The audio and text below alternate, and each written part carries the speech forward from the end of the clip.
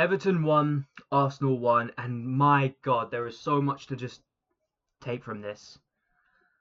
Um, First of all, I'm going to say I didn't do a match preview on this. This game completely slipped my mind. I'm so focused thinking on the Champions League game against Madrid. I completely forgot this game was even happening. But I didn't watch the first half as well, but I did watch the second half. And so anything that I say here is going to be purely based on the second half. So if anything happened in the first half that makes you think, I don't know, maybe I'm wrong, feel free to say it, but please, please don't judge. But Ipswich Town is 1-0 up against Wolves. Cool. We've got so much to talk about in that second half. I did see the first goal for Arsenal as well. Really well worked goal. Really happy we scored it. Can't really say anything more than that. But we've got to look at this now, and we've got to say, and you knew this was coming. You knew the moment you clicked on this video that I was going to talk about this. When will referees be held accountable? That has got to be one of the worst second half performances of a referee I've ever seen in my life. Don't even know if he did anything in the first half, again. But that second half was just disgraceful. What even was his name? Darren England, wasn't it? Yeah, Darren England. Absolutely disgraceful performance. What was he doing? But, look, my hair's gone this way for some reason. But, look. First of all, and we're going to talk about the big point here, that penalty decision. What on earth was he seeing? That was never a penalty. I saw that the moment it happened. Brother, look. What happens is, the initial tussle happens outside the penalty box. It runs into the penalty box, where most of the fight's already done and over with. Miles Lewis-Skelly falls over. It's hard to tell whether he even makes contact with the Everton attacker.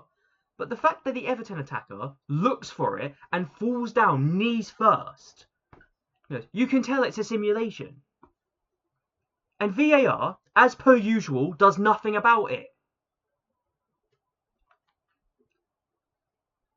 And what annoys me even more about it, is that every single time we complain about this, and we have complained a lot about this because a lot of very poor decisions have gone against Arsenal this season. But the fact that we complain about this specifically is when rival fans, start getting up. Oh, it's Arsenal, they always complain, always, every single time. Knowing full well as well that they would do the same. And that's why nothing's going to change. Nothing will change. PGMOL will get away with every single wrong decision they ever make. And they will do it because fans cannot simultaneously agree on whatever was a wrong decision or what wasn't. But even this, clear as day, wrong decision. Darren England deserves to get demoted for that. Whoever that VAR was, I don't know who was working VAR, but whoever that was should have overturned it. And the fact it wasn't overturned is an absolute disgrace. I'm sick of seeing it. We're all sick of seeing it. And PGMOL laughing their asses off because they know they can get away with it. But anyways, I'm not going to say that Arsenal had an absolutely brilliant game. I'm not going to sit here and say, oh, well, that decision alone cost us, because it didn't. We didn't have a good game. Well, not second half anyways, at least. There's a few chances we create that you're sitting there, you're thinking, just put it in the back of the net. And we had those chances quite a bit. But, look, it shows, again, we don't have that kind of clinical edge in the final third. It's what we lack. It's why we need a striker and another left winger. But, again, the talking point's going to be the referee. Because whenever a referee makes a poor decision, it's going to be talked about and then never acknowledged again. PGMOL, they'll do what they always do. They'll double down on it. They'll double down. Howard Webb, ever the coward, is going to get up and he's going to say, oh, it was the correct decision because XYZ. Knowing full well he's just making excuses now. But regardless, here's my second half player ratings. And again, second half player ratings because I didn't watch the first half. So don't judge me too harshly here. If I overrate or if I underrate. And we're gonna start in goal, David Raya. I do criticize David Raya a lot, and I will criticize him again because I think the penalty, he just again goes too early in one direction. It's easy to score a penalty against him. Just look at whatever direction he goes it, kick it the other way. He's not good with penalties. He's not good with set pieces in general. He's good at catching the ball. He's okay with just distributing it. It can either go one way or the other with him. But in general, there's a lot to work with here with Raya. And I'm going to give him a 6, maybe? 6.5? Not really sure. Moving into our defence, and we have to look at Lewis Skelly here. And even if I don't think it was a penalty, well, it's not even that. Even if it wasn't a penalty that was wrongly given to them, there was still a mistake in the build-up that ultimately led to it. And that's why I will take some rating off of him. And the mistake was he let it bounce. He let it bounce. He let it get into a dangerous position. Shouldn't have done that. He should have gone to the ball. Should have just cleared it. But, again, I'm not going to judge him too harshly, because that penalty decision was never a penalty.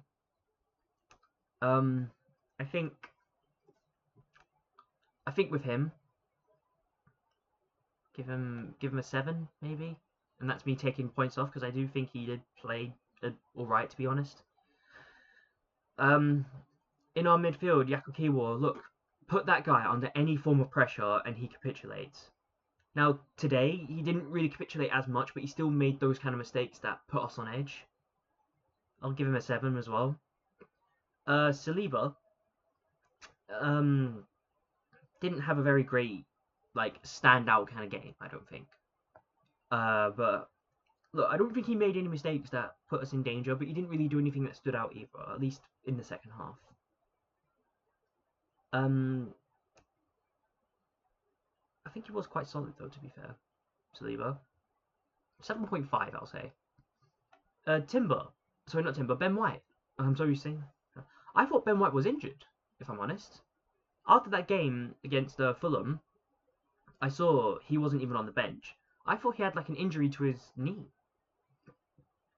But he played. He did quite well. He was looking for those forward passes, which is something that I wanted to happen. I think attacking-wise, Ben White is the key. And defensive-wise, it's more Jurrien Timber. But if we want to play attacking football, we need to get Ben White in a lot more. Ben White, for me, I will give him a 7.5. I don't think I'm going to go above an 8 rating here, because again, I don't think we were good. In our midfield, completely forgotten who even started in the midfield, but yeah, what's it? It was interesting to see Jorginho start instead of Odegaard, but I suppose it was because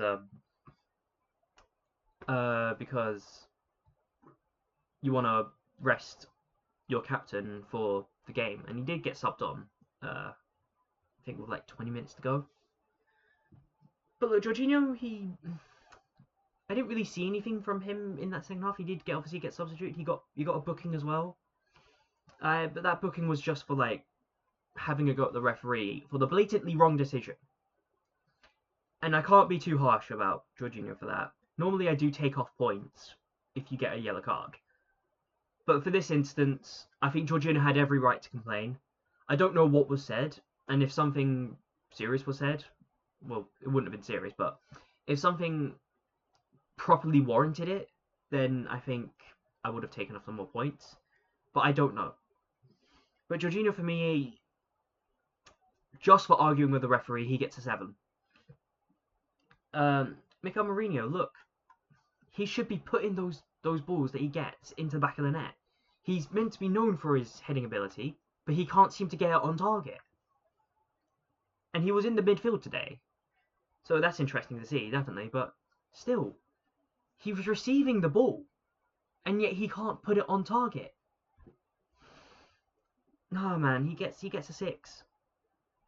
just wasn't really impressed with him. Declan Rice held the ball well in the midfield. Few occasions I think he could have done better. Can't be too harsh with him. He gets a 7.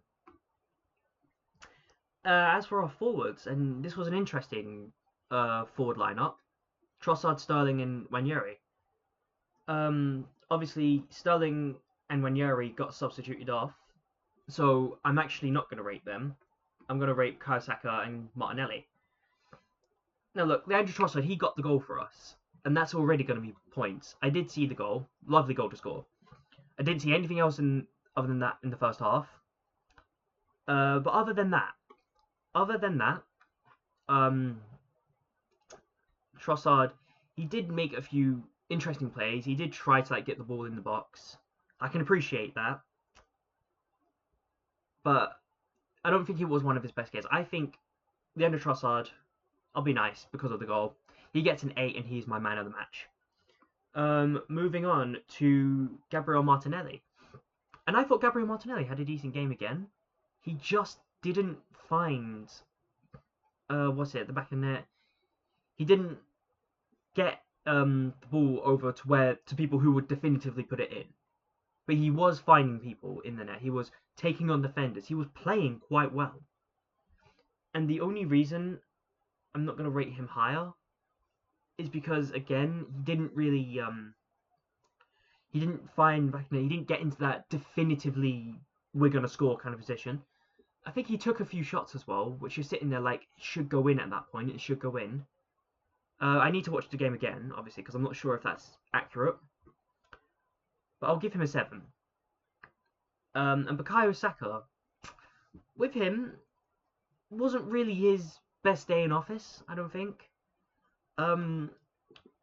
He was struggling to get the ball. There was a lot of through balls that were going in for him, but they were just a bit too much for him to really get to that.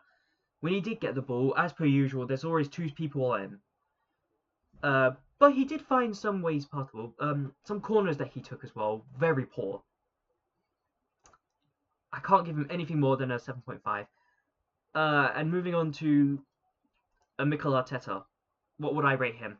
Given his substitutions and the team that he played initially, I can understand him wanting to rest Odegaard and rest Martinelli a little bit. Because obviously you've got Real Madrid coming up, and Real Madrid are going to give us absolute hell. I tell you this now, yeah. Real Madrid, they're gonna get every single little decision because it's Real Madrid. That's the kind of club they are. Every tiny little decision is going to go their way. If this is anything to go off of, Real Madrid must be licking their lips right now. But with today, Mikel Arteta, I can understand he wanted to rest them. I think it's the right decision. Realistically, even with rested players, we should still be beating them. But looking at the substitutions he made, Bukayo Saka, Martinelli half-time, Ringo, Kieran Tierney, Jurrien Timber. I didn't get Jurrien Timber one, personally. I think Jurrien Timber's better defensively, but we needed someone to go forward, and I think Ben White was the guy to go forward. I don't know, maybe he wants to rest Ben White. But look, I never got that. I thought maybe it was a precaution for the whole knee problem. I don't know, maybe. But I'm going to assume that it was a precaution for Ben White, which is fair enough. Overall, I don't think Arteta really got much wrong, if I'm honest, if we're looking at that. But, again, the one thing that infuriates us is just how much his team goes backwards. It's like they don't have any confidence that they can beat their man until they get to the final third, and then they start it up. But still, we only really take people on when we get to the final third. And that's just not good enough. We need to go forward. We need to be constantly pressing Everton. Realistically, we could have beaten Everton. I don't think Everton were really all that great. And this isn't something to say like, oh, Everton's a shit team or anything. I just don't think they played very well against us. I thought the only reason they got any result is because of a dodgy penalty decision. Other than that, I don't really feel like Everton were a massive threat. maybe the first like 2-3 minutes in the second half when they put pressure on us. But aside from that, nothing. Arteta, I'll give him an 8, I guess. Fans, look, you could hear the fans all day, every day. Fans get a 10, and I often give fans a 10 because they always are there. They made the journey all the way to the Merseyside, and they sang. They sang a lot. They continued singing even when we were 1-1. I could hear the Arsenal fans over the Everton fans. So fans get a 10. Referee negative 1,000,000. Nothing really much to say for that. But that's my match review or second half review. Let me know what you think in the comments below. Did anything interesting happen in the first half aside from the goal? Like, share, and comment. Please subscribe. It really does help out the channel. And I will be seeing you in the preview against... Is it Real Madrid now? Because I thought it was Real Madrid before. Yes. I'll see you in the match preview against Real Madrid. Until then, goodbye.